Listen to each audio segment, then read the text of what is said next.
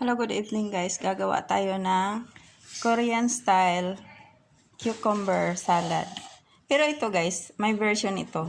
Hindi to yung pure Korean style kasi ang Korean style talaga walang ketchup. Pero ako dinagdagan ko ng banana ketchup para added flavor at the same time added color. So guys, mag-mix na ako ng dressing niya. So itong ketchup ko guys, tama lang to magkulay dyan. Mga around 4 tablespoons siguro to. So lagyan ko na ng calamansi juice. Yan guys. Ang hiningi doon sa Korean recipe ay vinegar, pero tayo gagamit tayo ng calamansi juice para mabango. So guys, dahil mahilig naman talaga tayo sa calamansi kasi Pilipino tayo.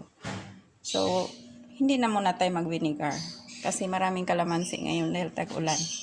So ayan guys, nag-blend na yung calamansi juice ko at saka yung ketchup. Ibuhos na natin dito sa garlic. Ayan guys. Yan. Okay na yan. So ngayon guys, lagyan natin ng kunting gochujang sauce. So gochujang sauce is a red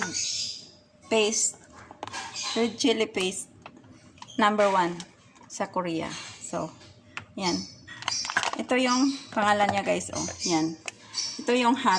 Kasi may sunod dyan na mild hot. Ang last niyan ay kulay brown na hindi masyadong maanghang.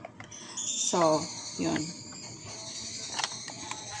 So, i-mix ko na guys ang gochujang sauce. Ay, gochujang paste. Or chili paste in English.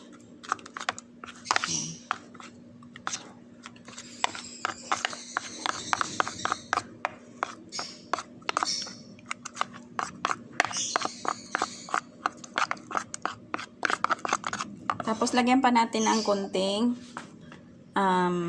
honey. Ayan guys. Raw honey. Pulot pukyutan. It's a raw honey. Pure. Yan. Pwede namang brown sugar ang gamitin nyo guys. Pero mas maganda ang lasa ng honey compared sa sugar.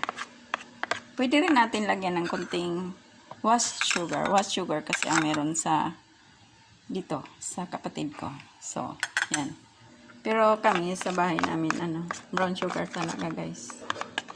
Brown kasi mas madaling tumamis.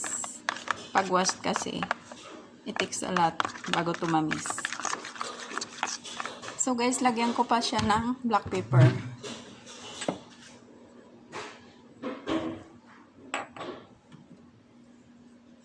Yan guys, black pepper. Yan. Yan. Tapos, lagyan pa natin ang kunting asin. Kunting asin lang, guys.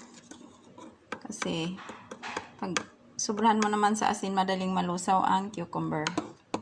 Tapos, lagyan natin ng kunting red pepper flakes. Ayan.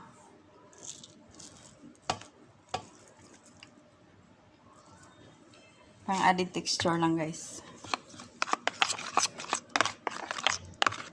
So, pwede na natin itong tikman guys. Kung ano na ang lasa.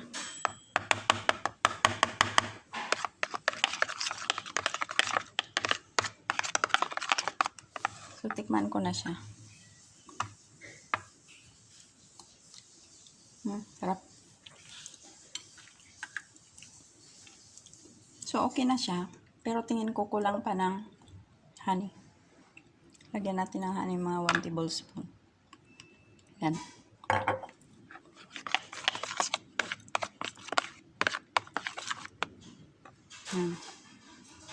Pwede na nating i-add guys. Yan.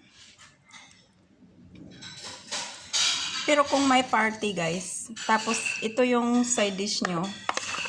Masarap to yung side dish guys kung meron kayong mga gaya ng fried chicken o kaya anything dry na ulam. Yun ang inihaw na manok o kaya inihaw na isda. So, ito lang gawin mong side dish. Yan. Pero, kung malayo pa ang serving time, guys, huwag nyo muna itong ihalo. Kasi, ang tendency niyan, magtutubig ang cucumber. So, dapat on serving time, saka nyo lang ihalo. Bali, ang cucumber, the best is serve na malamig. So, lagay nyo na lang muna sa ref ang cucumber at saka yung dressing. Tapos, saka nyo na lang ihalo kapag serving time na talaga.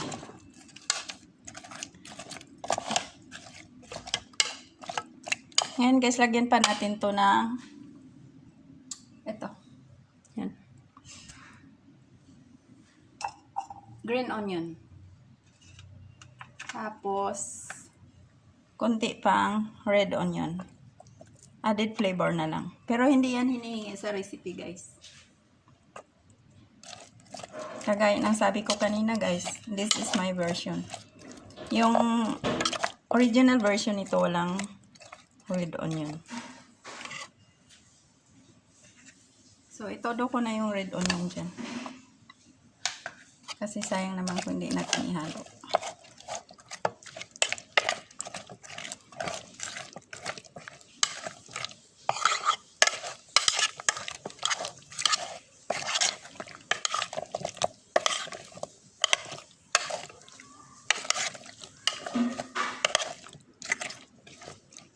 Ngayon guys, maglagay tayo ng sesame seeds. Ayan guys.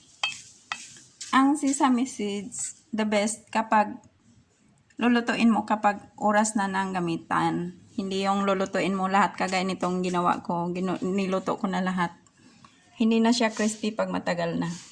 So guys, ihalo ko na dyan. Sesame seeds. Paumanhin guys, wala akong guantes kasi naiwan. Pero naghugas ako ng tulo guys sa kamay.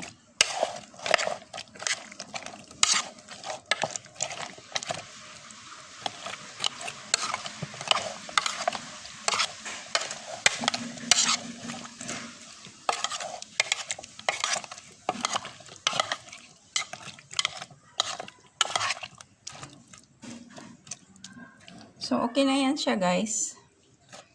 Magtira lang ako ng akin kasi pasok ko to sa loob. So, pwede na to siyang iserve guys as a side dish. Yan. Tama kasi may pritong isda doon. So, yan guys. For decoration, lagyan natin ng sesame seeds on top. Yan. So, thank you so much guys for watching. And subscribe for more.